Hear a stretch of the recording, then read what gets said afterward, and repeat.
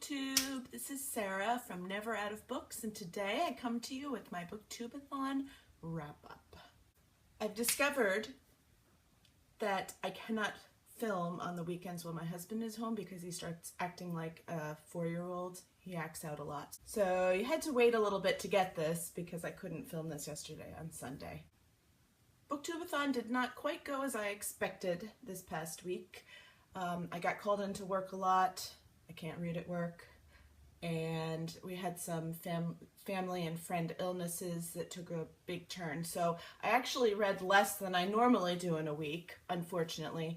But today I'm going to just review the books that I did complete.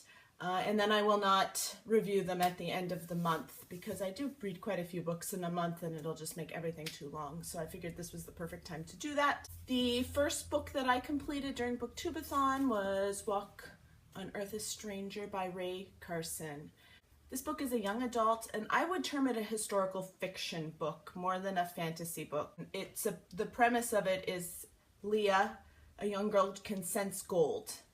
And her family is killed, and her wicked uncle comes and wants to take control of her so that he can become rich because she knows how to sense gold. She runs away with her next door neighbor friend, who is a boy, and her love interest.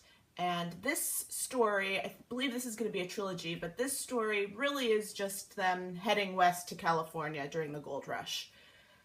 As an adult reader, I felt like I've read this story before.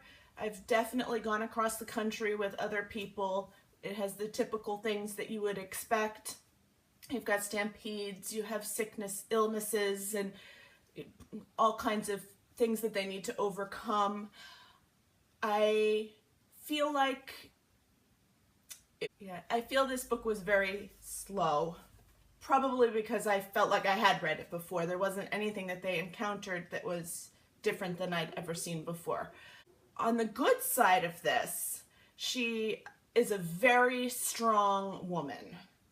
Leah starts this book as a strong woman. There really is not a lot of mention about what she looks like or if she's beautiful or any of that nonsense. She starts as a hard worker and strong, and that continues through this. This does have the girl disguised as a boy in it, which I love to read about. It was well done. There is also discussion of her getting her period along the way while she's disguised as a boy, which I think is a plus. I am all about normalizing menstruation. All women do it, and I think it's funny when other books don't talk about it, because I'm like, you're going across the country, you're for months at a time. What, you don't get your period? Please. So I'm glad that this was discussed in this book. Also, the mentions of when she uses her gift, there are very few mentions. That's why I say this is definitely a historical fiction book. She does use her sense of being able to find gold, and the ways that she does it are very, very cool along the way. But I almost wish there was more talk about her being able to sense gold, but I don't see how the author could have really put it in the story at this juncture of the trilogy. So I'll give her a pass on that. Well, I ultimately gave this book 3 stars, which is a good run-of-the-mill story, but where we left off at the end really has me looking forward to the second book, because I did like this book. I don't want you to think I didn't like it. I did like this book. I can see how these books that are coming in the trilogy could be very interesting. So 3 stars for this book, and this was for the book I discovered through Booktube. I've never read any Ray Carson books before, so I chose the second book, kind of a book, that I finished was for Read a Book Only After Dark, and for this I had chosen Lumberjanes, the first volume of that. Graphic novels and I have a very interesting relationship. I sometimes will get to the end of a graphic novel and, despite all the pictures, not really understand what in the world it was about. This one I got, and I loved the friendships in it. I loved that the women and girls were all interesting and very different characters. And there's some fantastical elements in it, and they're all at a camp, and these are all the, they use their friendship. Friendship is key in this, and I like that. I gave this 4 stars. I thought it was good. I do have the second volume. I think my daughter has it in her room, and I will be continuing with this at some point. Hopefully it's just as good. The third book that I finished was Longbow Girl. This was for the challenge of Read a Book with Yellow on the cover. I loved this book for so many reasons. One reason, it's set in Wales. I've never read a book set in Wales, and I just loved that the author is from Wales. You could see it in her writing. You could see that she has practiced with a longbow herself. You can tell it's from her heart, this book. I loved it. I'm shelving this as an adventure because it has so many elements of different genres. Anytime a girl, again, another strong woman who gets to use her skills and travels in time, falls in love, comes back, travels. We've got evil, wicked people. You have the almost Romeo and Juliet feud between the families.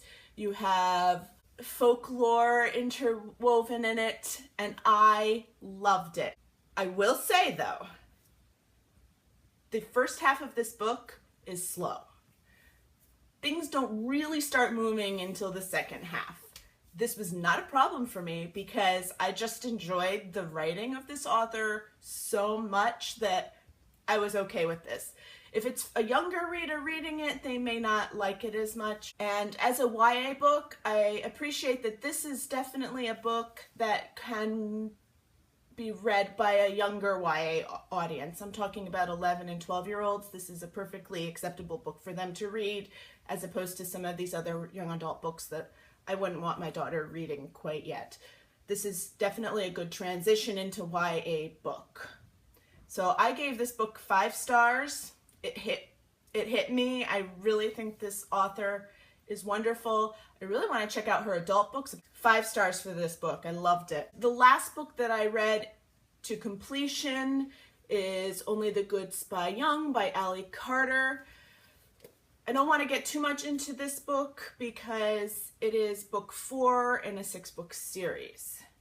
That being said, this is another young adult book that could appeal to a younger transition sort of to YA audience. These books are set in a boarding school for girls that teaches them to be spies, and no one knows, like, even their parents don't know that they're learning to be spies. So it has boarding school elements. These are all strong, smart girls. There is emphasis on friendships, which I love.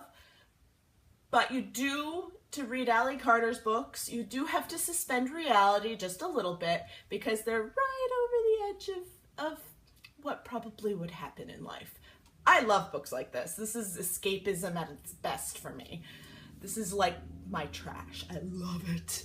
So these books are great. The first 2 books in this series are more standalone books, but starting in book 3, we started with another story arc that I think, from reading the synopses in the back of the next books, is going to continue through book 6.